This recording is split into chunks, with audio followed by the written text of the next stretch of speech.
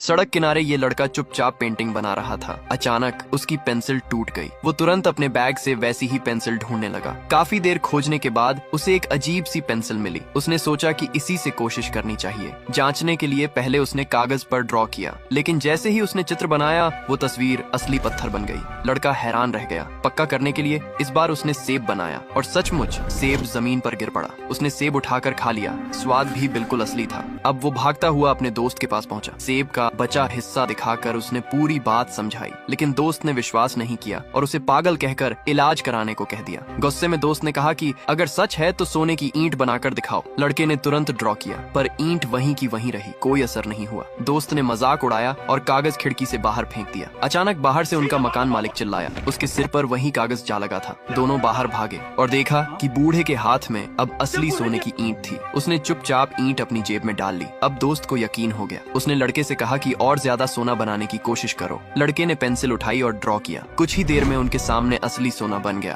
फिर दोस्त ने कहा कि पैसों की भी जरूरत होगी। उसने खुद कोशिश की और 20 करोड़ लिख डाले, लेकिन वे सिर्फ नंबर्स ही रह गए। लड़के ने पेंसिल उठाई और असली नोट बनाने शुरू किए। कुछ ही पलों में नोटों का ढेर खड़ा हो गया। कमरा पूरा पैसों से भर गया और दोनों उसी में दबते चले गए। इसी बीच बिल्डिंग का मालिक आ गया। गुस्से में उसने सबको किराया न देने के कारण डांटना शुरू किया, लेकिन तभी लड़का और उसका दोस्त अब महंगे कपड़ों में खड़े दिखाई दिए। लड़के ने पैसों के ब्रीफकेस निकाले और सबका अगले 50 साल का किराया कहकर थमा दिया। अगर आपके पास ऐसी पेंसिल होती तो आप क्या करते?